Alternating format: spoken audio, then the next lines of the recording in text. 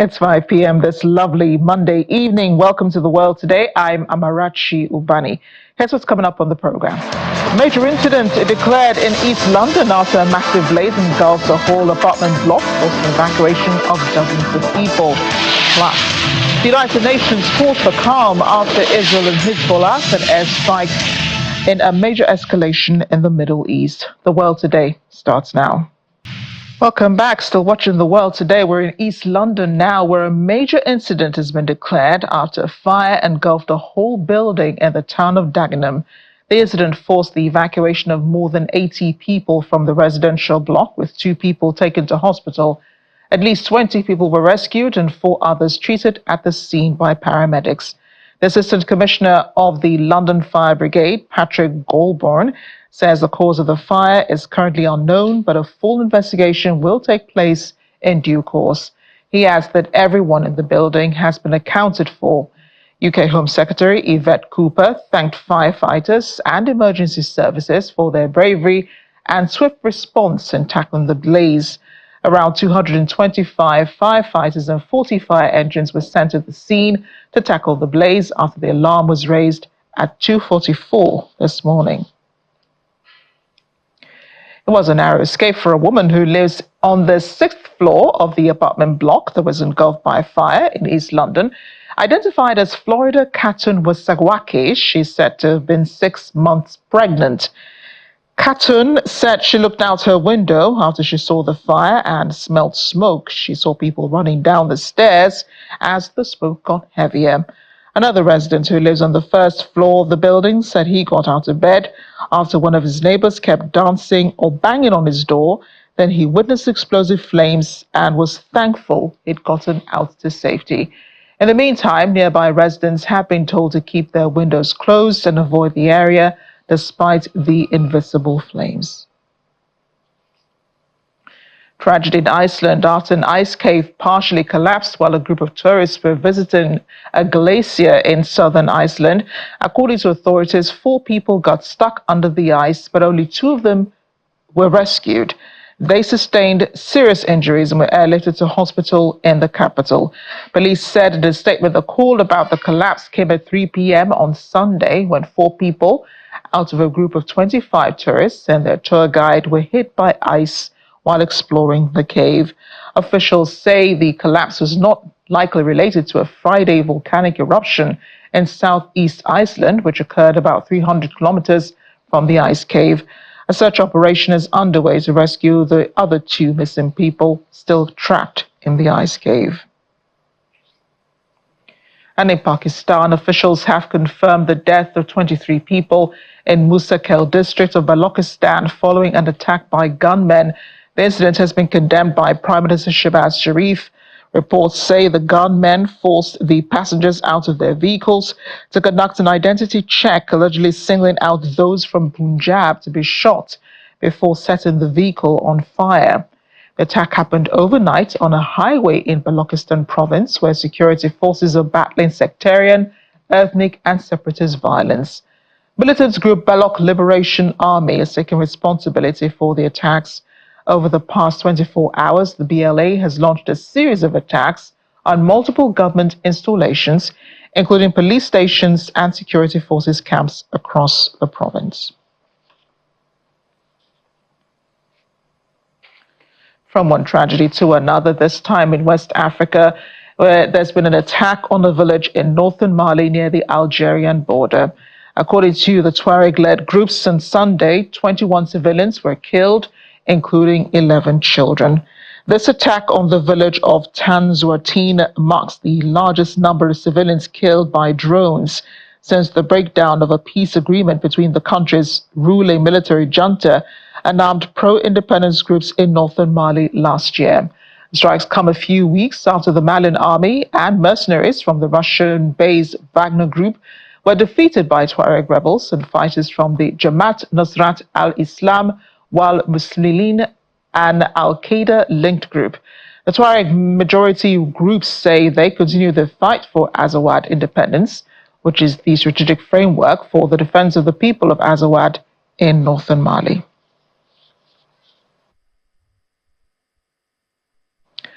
Well, North Korean leader Kim Jong-un has supervised the test of a new suicide drone. Still images were posted online by the Korean Central News Agency showing leader Kim and other officials overseeing and watching the launch during a visit to the Drone Institute of North Korea's Academy of Defense Science.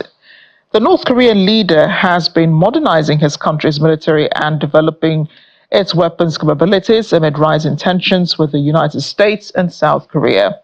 According to President Kim, global trends in military technologies and modern combat show the importance of drones in war, and in the Pyongyang's military should be equipped with them as early as possible. We're back on the continent and health matters. Malawi has begun screening for Mpox at all ports of entry in a bid to prevent the spread of the virus. The move comes just days after the first 2 suspected cases were registered in the country and are currently awaiting laboratory test results. This includes a 31-year-old male who's being treated in hospital and a 17-year-old boy who's receiving care at home. The Democratic Republic of Congo is the epicenter of a more deadly strain of the virus that emerged last year and has subsequently spread to more than 10 other African states. Africa's top public health agency on Wednesday warned that some countries on the continent could start vaccinating against Mpox within days. Here in Nigeria, people are encouraged to do more research on the current Mpox disease, and health authorities urge to thoroughly test vaccines before distributing them for use at various health centers. That call is coming from members of civil society groups at a press conference addressing the WHO declaration of the disease as a public health emergency. Speakers at the conference, mainly doctors and health practitioners, decried the imposition of vaccines and public health interventions, citing the nation's COVID-19 response to complied with WHO standards, which proved non-effective in preventing the disease and in curing it. They also faulted testing and non-autopsy of Mpox cases, saying that Mpox vaccine is only targeted at certain classes of individuals. A cursory reading of WHO's websites concerning Mpox show that the statistics that have been used to declare this public health emergency of international concern are unreliable. The reliance on PCR testing for diagnosis of this disease, when PCR is not a diagnostic test, is a concern, especially given the role that PCR testing played in the proliferation of diseases and positive tests rather than actual disease cases during COVID-19. There is an absolute absence of autopsy reports for deaths that are being claimed are due to Mpox. When people have disease and die, we are able to confirm categorically that that disease is what killed the patient through autopsy reports. We are being told that people are dying from Mpox and no autopsies are being carried out. Health financing that is focused on vaccine procurement for a self-limiting disease is bad medicine. We are spending money on the wrong things. Mass vaccination for general population is obviously the plan, because I am sure that Africa and definitely Nigeria does not have 10 million gays, transgenders, non-binary men who are having sex with men that they have planned these doses for. These doses are for the general public, and yet the vaccine is not indicated for the general population. We have opportunities to look inwards to solve our health issues. Massive opportunities, 200 plus million people. If we look inwards, we'll find our solutions and stop relying on these important things that many of us truly are in distrust of, whether it's vaccines or medications. We have our solutions here locally for viral problems. The other aspect of this is we as a people are getting weaker and weaker in terms of our immune system. Recently, I was on a radio program and they shared some statistics that malaria is getting worse since the 1970s, 80s, 90s, and now it's very serious in terms of the occurrence, incidence of malaria.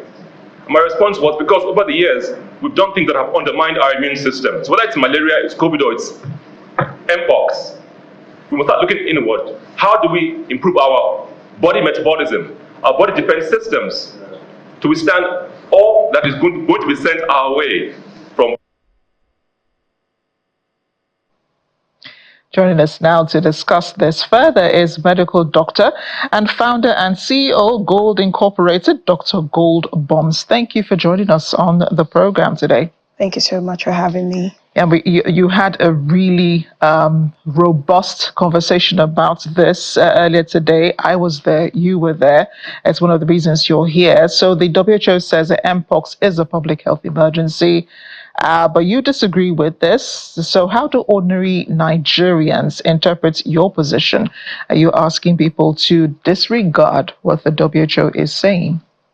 All right. So I'm not saying that the Mpox doesn't exist. It does exist. I mean, it has existed for decades past. But the idea of making it a global health crisis, it's what is appalling. Because if we want to be honest, the Mpox is even milder than the smallpox. Really. It's even milder than the smallpox. How so? Yes, because the same treatment that goes for the smallpox is the same treatment you can use for the Mpox. And of course, the Mpox is a rebranded name. The name is monkeypox. And the monkeypox itself is a virus that would only require you to treat it if your immune system is actually facing some alterations, like you have issues with your immunodeficiency system. If you do not have that, you can actually go through the phase of having the virus for 2 to 4 weeks and it disappears. Just like how you have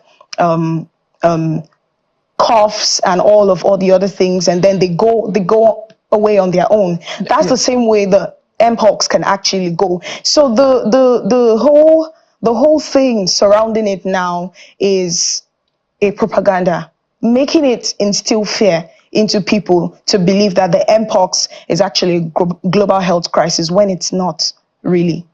Well, if there's anything I know about viruses, is that, they have to run their course in your body because there is no cure for a viral disease. It runs, as you said, 2-3 weeks. I've had mumps before, and I remember that the doctor once told me I didn't need to take anything, not even paracetamol. He says it will all go on its own. Give it like a week or so, all the swelling will come down and all the pain will disappear.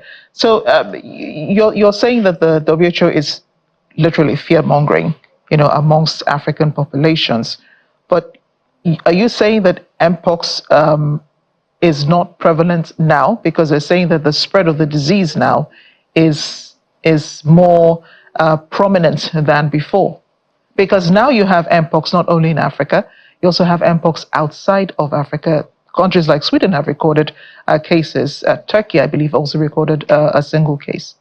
So the question is, all the cases that have been recorded, have we seen any? The answer is no. The thing about fear-mongering is, another terminology I use for that is psychological bioterrorism. Why do I say it's a psychological bioterrorism? Psychologically, they terrorize people into believing that if you don't act fast, and what is acting fast? Taking the vaccines that we are offering you. This virus is going to actually spread rapidly. Now, there are 2 variants to the Mpox. There is the clade 1 and there is the clade 2. But currently, what is actually rapidly spreading is the clade 1b, which originally was not there. So the clade 1 is majorly has been recorded majorly in Congo, where it actually spread at minimal level. Now, so maybe the virus mutated and is now Clegg 1B. Would I say it mutated? I would say yes. I would also say no. Now, why would I say yes? You know, the press actually interviewed Fauci's initiative, NIAID. Dr. Anthony Fauci. NIAID. And they actually gave an instance that they wanted to conduct a scientific research whereby they are going to combine the clade 1 variant with the clade 2 variant to actually form something that is more lethal than what we have now. So in other words, they are trying to genetically engineer the monkeypox to be deadly, so that when they present the vaccines to you, you just have no other option than to say yes. Originally, the monkeypox is something that could easily be treated without even a vaccine. Yeah, you know, when you talk about the genetically modified version of this virus, it sounds a bit far-fetched. I mean, are you saying that it is possible that this was genetically modified in a lab and that is what is spreading? It was probably exposed to human beings, probably in Africa. Is that what you're trying to say? Now, let's go back to history. All the viruses, 90% of all the viruses that actually broke out in the world at large were all lab generated. Now, I'm not saying the monkeypox that currently started spreading in Congo was genetically engineered. No, monkeypox started from animals, rodents, that was passed on to humans. But currently one of the new attributes of this virus is that it can actually be sexually transmitted. Right. You know, like last year we had an outbreak about the monkeypox, also declared that men sleeping with men are at the high risk of actually contacting this virus and all of that, down to now that it is said that it's being contacted via face-to-face contact with someone. How can you stand face-to-face with someone who has monkeypox and you contact monkeypox? Maybe bodily fluids. Yes, true. Bodily fluids is possible. Yes, bodily fluids from someone who is already infected, but it's easily treated, like I said. And I'll still buttress on the fact that it is not as severe as even the smallpox. Okay, so you and some of your colleagues say that the government's focus is misdirected. I remember, I think it was Dr. Ide that highlighted malaria. And I think the other doctors as well highlighted malaria, the fact that malaria actually kills more people than Mpox. And yet we still haven't had a malaria vaccine in Nigeria. In fact, according to you guys, the vaccine is still being tested in Nigeria. So maybe the government should focus on that, that's what you're saying. Focus on the one that's really killing people than focusing on the one that the WHO says is killing us when it is really not killing us, right? I think the government should focus more on improving the lives of its citizens, because realistically, we don't need the malaria vaccines. We don't? We don't actually. Now, you know, when they started talking about malaria itself has been there decades and decades ago. And we have natural ways to actually treat malaria. We have natural remedies that have been made available for the treatment of malaria. But majorly, these natural remedies are being hidden from people. Now, when you talk about they are trying to actually bring up the malaria vaccines for people, should we focus more on that? No, we shouldn't. Because if you look at it from the beginning up until now, all the vaccines that they have rolled out, from the mRNA vaccines down to the ones that we are seeing now, how has it been? I mean, take a close look at what happened during the era of COVID. There were fatalities. People didn't really die of COVID. People died of the COVID-19 vaccines, majorly. There were vaccine injuries, vaccine deaths recorded, that even the CDC hid the numbers and tried to cover up a lot of things. Now, the same Moderna is coming up to tell you that we have created Mpox vaccines for you to take. The same Moderna that created COVID vaccines that actually caused fatalities. So we don't really need these vaccines. Okay, so we hear you loud and clear, but in the meantime, health authorities are saying that there will be health forms that people will have to fill if they're returning to Nigeria. Perhaps Nigerians who are living outside and coming back into the country, they'll have to fill health forms. They'll be monitoring at the ports, at ports of entry, at airports, at seaports, at land borders, and all of that. What do you make of all of these interventions while we're trying to make sense of the mpox? I don't think the term interventions will actually resonate with me, because these aren't even interventions. These are the authorities in charge actually acting adamant to the reality of what's out there. Because if you ask me, really, the government is actually being misled by the Western world. The WHO and all other organisms. Who funds the WHO? Who are the people, the set of people who fund the WHO? The likes of Bill Gates? The big farmers. The big farmers and all of them. And these same people, have you thought about it in this context? These same people are keen on population reduction. And they are telling you that we have provided you a solution.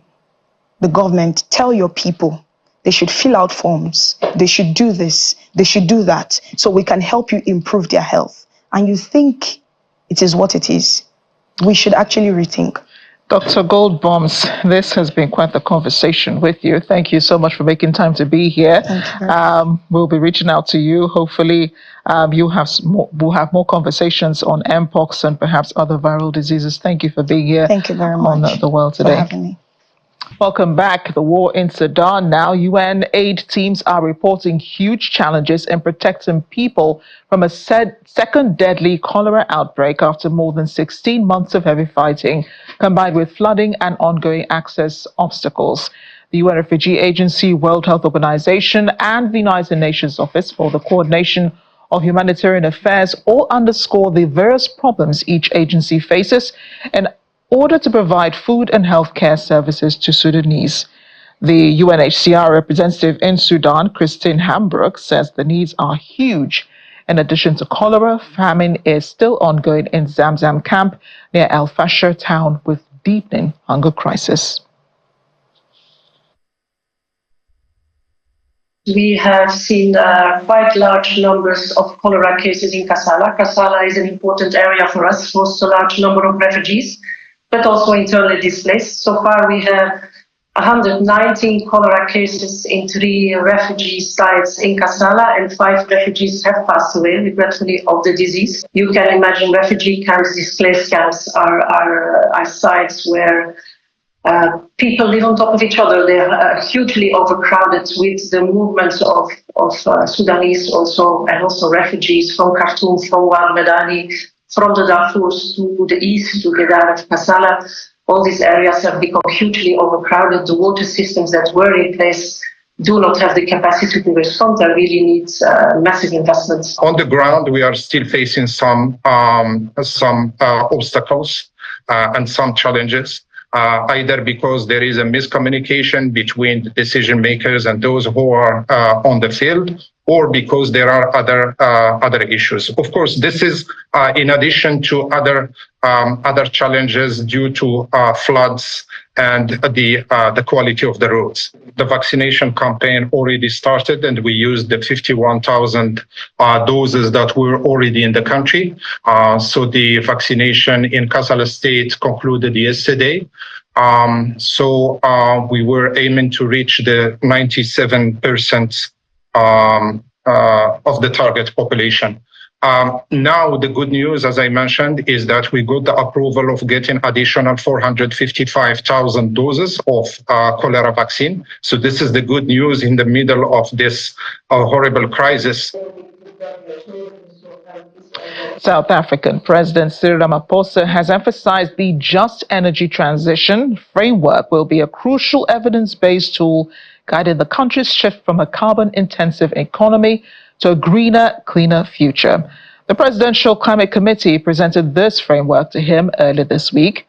President Ramaphosa reiterated South Africa's commitment to playing its part in the global fight against climate change. He made the remarks at the inaugural Just Energy Transition Municipal Conference in Joburg. As a signatory to the Paris Agreement, South Africa is committed to contributing its own fair share to the global climate change effort. We must pursue this commitment in a way that delivers just outcomes for those affected by the energy transitions. And those are our people.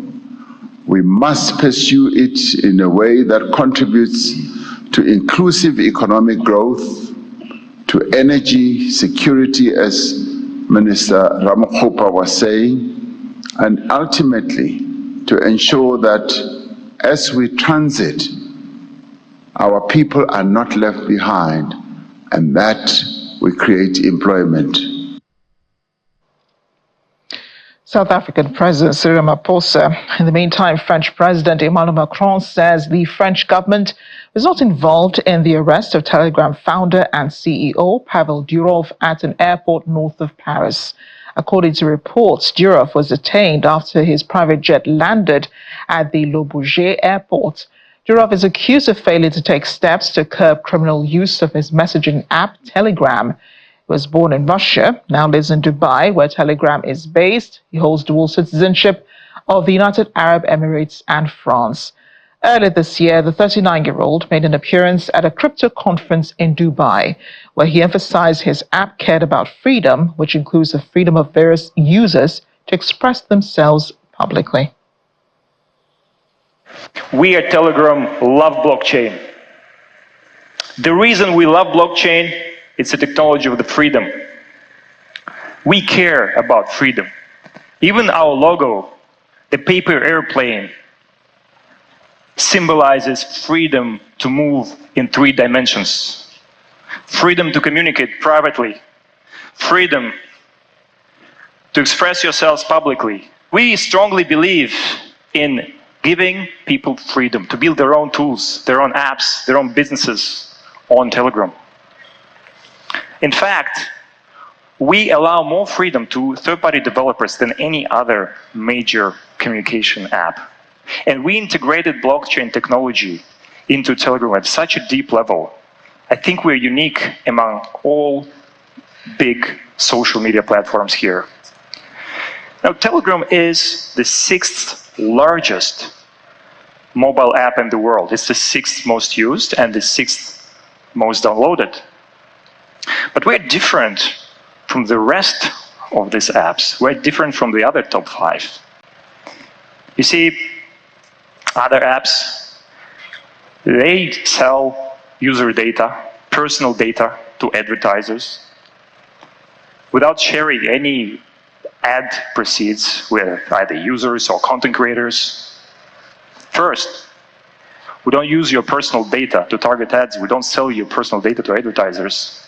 All our ads are context-based. Second, we would never prevent the direct link between a content creator, a community leader, an app, and the user. We will not clutter it with algorithms. And third, we believe in sharing. Telegram is different because we understand that all our success, all our popularity is because of you. We think the previous concepts, when a social networking platform operated almost like a digital slavery, should be over. This may not make much sense in terms of commercial interest of Telegram, but we think it makes a lot of sense in terms of the moral aspect of this entire operation. Let's let our hair down now. If you're a redhead, listen up. Ever heard of the Redhead Festival? Now, apparently it is a thing in the Netherlands. This Sunday, redheads from all over the world flocked to the city of Tilburg for the 17th annual Redhead Days Festival. The festival's highlights included the iconic group photo session where participants posed to mark the occasion and a variety of activities designed to celebrate the unique beauty of auburn hair. Participants enjoyed a multitude of events, including musical performances, masterclasses, and specialized hairstyling sessions, all tailored to enhance the redhead experience. The festival brings together people from up to 80 countries each year, and this all began in 2005 when Dutch artist Bart Rovenhorst was looking for 15 red-headed models for a painting. The hair color is very rare in the country. Although 150 people turned up for the audition, he decided to make the get-together an annual event. I think there's a certain energy to being a redhead. You're different. In a lot of places, you might be the only one. You're physically different. You carry a different gene that they only discovered like 10 years ago. So you might bleed more after childbirth. You might need more anesthesia to settle your unconscious because we operate at a higher level. What else? We're a little bit more sensitive to pain. I think we tap into intuition a little bit differently. So yeah, I think we are different. No, it's a myth. We don't have personality traits in common inherently, but we do have shared lived experience. And our shared lived experience as being mostly the only red-headed person is different. And then especially here, you can share that lived experience with other people, and then that's our biggest common trait. But still, we're all individuals. But we've had the same struggles. Redhead people are special people. My mother always tells me that. Because I have a niece, she's also redhead, and we have a real personality, different than other children. We are all different, but we have a strong connection with people with red hair. If I'm looking around and I'm walking or I'm giving gymnastics exercises, and then if there is someone with red hair, then there's also a very easy connection. If I look to someone and we look each other in the eyes, then we feel the connection between us. Imagine a festival dedicated to the color of your hair. And from one festival to another, hundreds of people flocked to Sydney this Sunday as the annual Dog and Cat Lovers Festival made a triumphant return. Delighted crowds watched as their pawsome, furry friends rode on skateboards, climbed nets, and took a plunge in a swimming pool. Others were seen playing with kittens and puppies at an adoption zone provided by festival organizers for rescued felines and canines. According to organizers, the Dog Lovers Festival will feature a for-action parade, catch my drift, where owners and their unique pets can stride along the catwalk, pun intended, wearing clothing provided by Australia's leading brands. Meanwhile, the Cat Lovers Festival will include various events, including panel discussions from local experts, a performance from the viral skateboarding feline phenomenon, Ditka, and a kitty cosplay fashion parade. The twin festivals made their debut in Sydney in 2023. This year's edition will take place at the Sydney Olympic Park, and unfortunately it's over, so you missed it.